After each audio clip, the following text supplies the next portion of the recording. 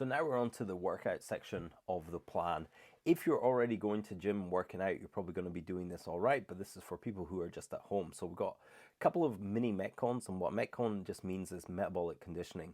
These are just short, sharp workouts, really to reduce glycogen stores in your muscles so you burn fat afterwards. The calorie deficit is the most important part in reducing this. This is just a way to get little workouts in. These do not count as a full workout. These are just mini workouts that take 5 to 10 minutes to do. So your first one is 3 rounds of 30 squats, 30 push-ups, 30 sit-ups, then any which way you can, as close together, round 1, round 2, round 3, and complete it as fast as you can. The next workout is a 7-minute workout with 45 seconds on and 15 seconds off with 7 different exercises. You can alternate in and out the exercises. The exercises are not magical. You just want exercises that are either using a certain body part or are using many joints to go. So something like squats is great, something like thrusters are great if you have equipment. Those 2 workouts are just designed to be done with no equipment, but you can do those with equipment. The last one is done with a kettlebell. So you got 20 kettlebell swings, 20 thrusters, 15 kettlebell swings, 15 thrusters, 10 kettlebell swings, 10 thrusters, and thrusters just with holding onto the kettlebell, squatting and pressing overhead.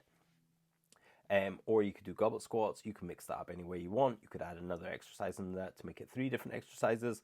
Again, just a mini Metcon designed for you to just burn through and do quickly in a hotel room or in a short space. Then we're moving on to weightlifting. Everyone should be lifting weights, and if you're not lifting weights, you should be. So I've laid out 2 simple systems for you, either 5x5, which is 5 sets of 5 repetitions, or 3 sets of 8 to 12 reps for weightlifting. And just to really simplify it, you need to do this for a squat movement, which could be a goblet squat, front squat, back squat. It could be a bodyweight squat. It could be an overhead squat. It could be a belt squat.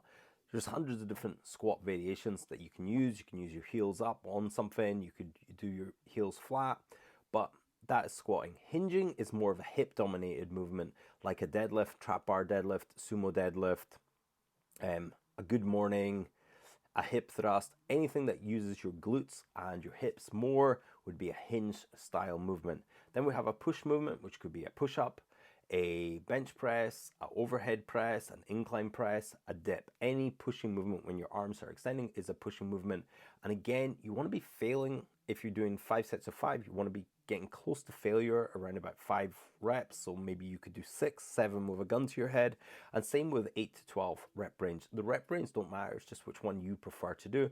And again, a pulling movement could be pull-ups, lat pull down, single arm row, and that would be your weightlifting. So you're wanting to look, so in the plan that I would like most people to do is to do that 3 times a week. And then last section here is cardio.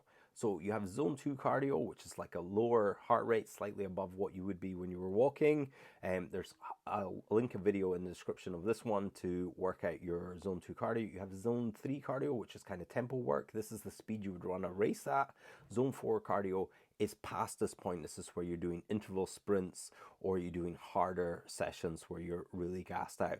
You can go past zone 4 for interval work, but really for cardio, this is what I'd be doing, and it's total time under pressure that matters.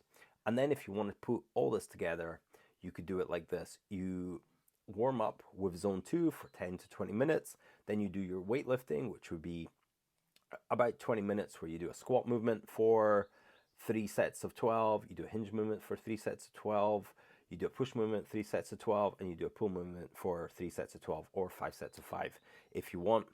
Then you can pick one of the mini Metcons, or you could do something else like sprints on the bike, just something to get your heart rate up to finish it off. And that's only if your heart's good or your blood sugars are stable enough to do that.